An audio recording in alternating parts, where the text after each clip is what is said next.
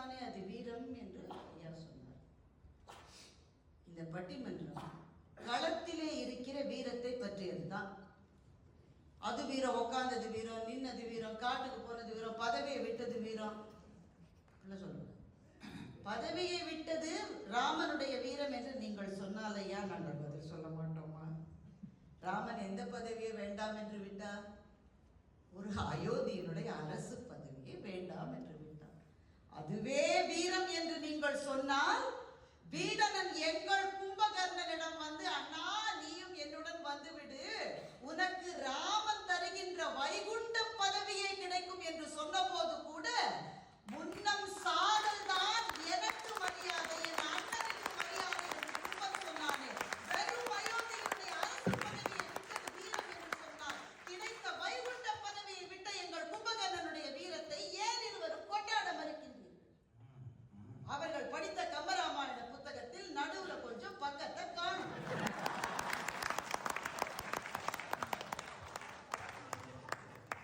என்ன பேசுறீங்க ரெண்டு பேரும்? சார் சொல்றாங்க, கும்பகர்ணனுடைய வீரத்தை என் தம்பி சொன்னானே அது வீரம். அவன் அந்த மண்ணிலிருந்து வந்திருக்கான், அதனாலதான் அவ்வளவு உணர்ச்சி அவங்க பேசுறாங்க. அந்த மண்ணிலிருந்து வேறு சில பேர் வந்திருக்கலாம், அவர்களை பற்றி நான் சொல்ல ஒன்றுமில்லை.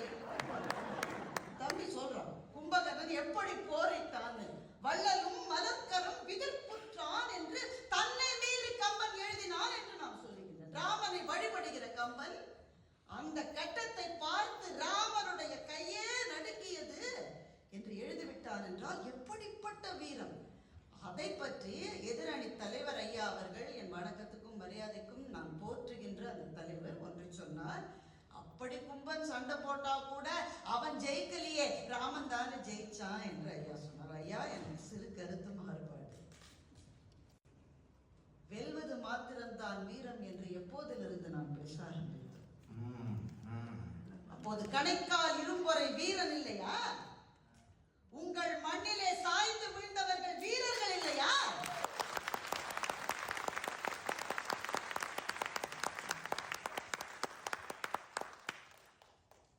வன்மை இல்லை ஓர் வறுமையின்மையால், திண்மை இல்லை நேர் செருணரின்மையால். கம்பன் தான் சொன்னான், அங்க இல்லைன்னு சொல்லல. நமக்கு முன்னே இருக்கிறது ஒரே பிரச்சனை. அவர் தொண்டர் ஐயா முதல் பேச்சாளர் பேசுகிற போது ஒரு பயன் இருந்திருக்க வேண்டும் என்று சொன்னார். அதுதானே அவர் அப்படித்தான் ஆரம்பித்தார். வீரம்னா சும்மா வீரத்தினாலெல்லாம் ஒண்ணும் இல்லை, ஒரு பயன் இருந்திருக்க வேண்டும். ராமனுடைய இலக்குவனுடைய வீரத்தினாலே பயன் இருந்தது. இலங்கையில் இருக்கிற வீரர்களுடைய வீரத்தினாலே பயன் இல்லை. என்னையா பயன் இல்லை? என்ன பயன் இல்லை? இலங்கையிலே இருக்கின்ற வீரர்களுடைய வீரத்தினால் எங்களுக்கு கிடைத்த பயன் என்ன தெரியுமா? கூடவே இருக்கிறவன் விழுந்து விடுவான் என்று எனக்கு தெரிகிறது. அவன் விழுந்துடுவான் எனக்கு தெரியும். ராவணன் விழுந்து விடுவான் என்று தெரியாத ஒரு வீரன் இலங்கையில் இல்லை. ராவணனுக்கே தெரியும், ஆனால் வெளியிலே சொல்லுகிற போது நான் ஜெயிப்பேன்னு சொல்லிட்டு இருந்தான். கடைசியில அவனே ஒத்துட்டான். வென்றலன் என்ற போதும் வேதம் உளநாள் மட்டும் நின்றுளன் ராமன் புகழ் நிற்குமாயின் இன்றுளா நாளை மாழ்வான் புகழுக்கு இறுதி உண்டோ என்று. அப்போ இலங்கையிலே சண்டை போட்ட வீரர்கள் எல்லாருக்கும் தெரியும் தாங்கள் விழுவோம் என்று.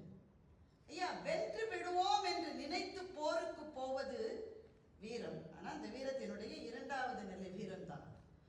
செத்து போவேண்டா, அப்ப கூட நான் போருக்கு போவேன்றான்னு போறான் பாருங்க, அவனுடைய வீரத்தை முதல்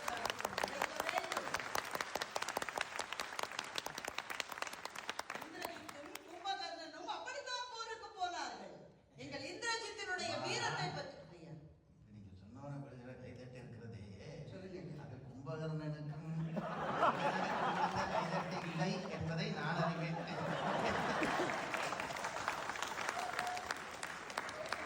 நான் இந்தியாவுக்கு தானே திரும்பி போக வேண்டும்.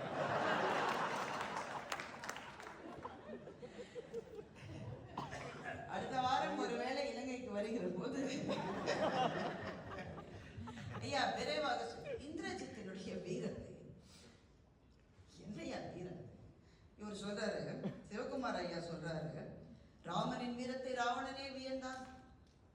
அதான் பாதி பக்கம் காணும் அவருடைய ராமாயணம். இந்திரஜித்து போருக்கு வருகிறான். தன்னுடைய வற்றாத அம்பு புட்டிலை இலக்குவன் துண்டித்து விடுகிறான். இந்திரஜித்துக்கு இப்போது அம்பை எடுத்து தொடுப்பதற்கு அம்பு புட்டில் கிடையாது. ஆனால் விடாத அம்புகளை இந்திரஜித் எய்து கொண்டே இருக்கிறான். இலக்குவன் அதை பார்க்கிறான். என்னடா அம்பு புட்டிலே இல்ல, ஆனா எப்படிடா அம்பு வருதுன்னு இலக்குவனுக்கு புரியல. திகைத்தான், மலைத்தான். அப்புறம் தான் தெரிந்தது இந்திரஜித்துக்கு அம்புகள் எப்படி கிடைத்தது தெரியுமா? இலக்குவன் இவன் மீது எய்த அம்பு இவனுடைய உடல் எங்கும் இருக்கிறது. உடம்பிலே தைக்கப்பட்டிருந்த அம்பை எடுத்து எடுத்து இவன் பதிலுக்கு எறிவதை இலக்குவன் பார்க்கின்றான். பகழியை எடுத்து எறிகின்ற அந்த கை தடுமாறாது. இவனோடு அற்றது ஆண் தொழில் என்று இலக்குவன் இந்திரஜித்தை பார்த்து வியந்து நின்றான். இது கூட பெருசு. இந்திரஜித்து தோக்க போறான்னு தெரிஞ்சு வானத்துல சில பேர் அசம்பிள் ஆயிருக்காங்க. தேவர்கள். ஏன்? தேவர்களினுடைய தலைவனான இந்திரனை இந்திரஜித்து அந்த பாடுபடுத்திருக்கான். இப்ப இந்திரஜித் தோக்க போறான்டா. அவன் தோக்கும் போது மலர்களை எடுத்துக்கொண்டு வந்து அவனை ஜெயித்த இலக்குவன் மீது அந்த மலர்களை சொரிய வேண்டும்னு தேவர்கள் வந்தார்கள். சும்மா வரல, வீட்டுக்காரம்மா கூட வந்திருக்காங்க. ஏன்னா அவனுக்கு அடி வாங்கின போது வீட்டுக்காரம்மா கேவலமா பார்த்துருக்கு.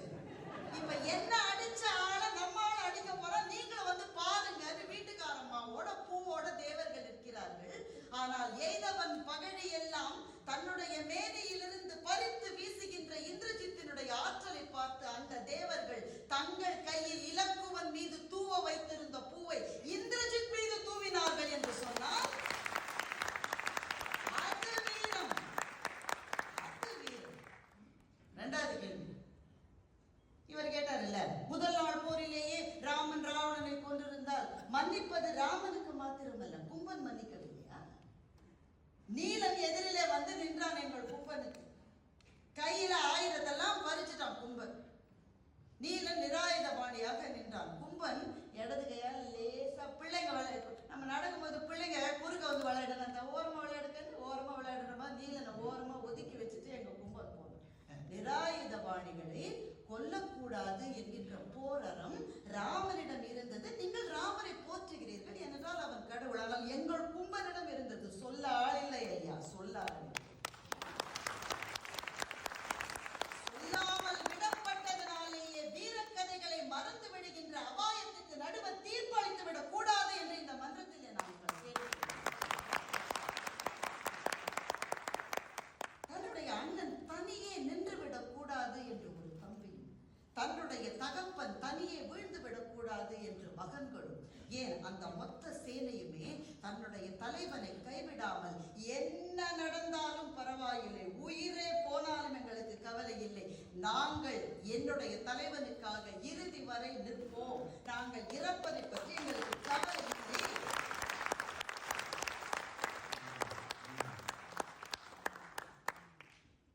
இன்னொரு கேள்வி கேட்கிறீங்க. அறத்தின் ஆறு ராமன். அதனால்தான் ராமன் உரிமையோட நான் கேட்கிறேன். வீடனன் வந்து எல்லாத்தையுமே சொல்லிக் கொடுக்க ராமனால வெற்றி பெற்றிருக்க சொல்லுங்க.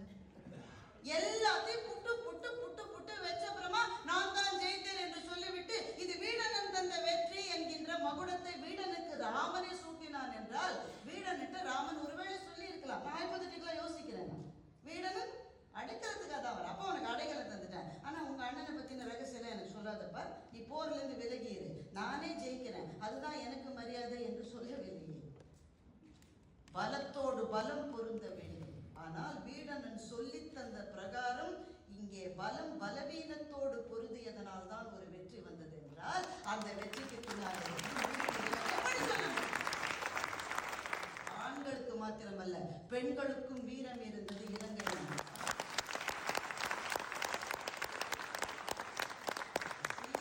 வீரம் வந்ததே அவள் இலங்கை மண்ணுக்கு போனதுக்கு பிறகு. ஒரு வீரத்துக்கு பின்னால் அறம் இருக்க வேண்டும் என்றெல்லாம் நிறைய கதைகளை இந்த அன்பு தொண்டரும் அந்த அன்பான தலைவரும் நிறைய சொன்னார்கள். எது அறம் என்பதே சில சமயத்தில் நமக்கு கேள்வியாக இருக்கவில்லை. எது அறம்? ஆனால் அந்த சந்தர்ப்பங்கள் சேர்ந்து ஒரு போரை உருவாக்கிவிட்ட பிறகு அந்த உருவான போரிலிருந்து பின்கால் எடுத்து வைக்காமல், கும்பிட்டு வாழாமல், கூற்றை நான் ஆடல் கொள்வேன் என்று மரணத்தை சந்திக்க போன வீரர்கள் இலங்கையில் தான் இருந்தார்கள் என்ற காரணத்தினால் இப்போதுதான் நாட்டாமை படத்தை பார்த்துவிட்டு வந்திருக்கிறேன். பல சாட்சிகளை செல்லாது என்று தள்ளுபடி செய்த எங்கள் நடுவர் இந்த ஒரு சாட்சியை தள்ளுபடி செய்ய முடியாது. என்னவென்றால் அங்கே இருந்தவர்கள், இலங்கையிலே இருந்தவர்கள், அவர்களினுடைய வீரம் என்பது எந்த விதத்திலும் காம்ப்ரமைஸ் ஆகாத வீரம். அல்லதோ தவறோ ஒரு அடி எடுத்து வைத்து பின்னாடி போக மாட்டோம், காலில் விழ மாட்டோம், கும்பிட மாட்டோம் என்று நின்று மறைந்து போனவர்கள். இந்தியாவிலும் சரி இலங்கையிலும் சரி சிந்தப்பட்ட ரத்தத்துக்கு சொந்தக்காரரான ஆயிரக்கணக்கான பேரினுடைய பெயர்கள் கூட நமக்கு தெரியாது. அவர்கள் வென்றார்களா தோற்றார்களா என்பது நம்முடைய பிரச்சனை அல்ல.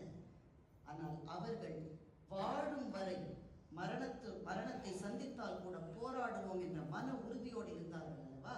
அவர்களுடைய வீரத்தை கௌரவிக்க வேண்டும் என்று இந்த அவை விரும்பினால் இலங்கை மண்ணில் தான் வீர வந்தனாக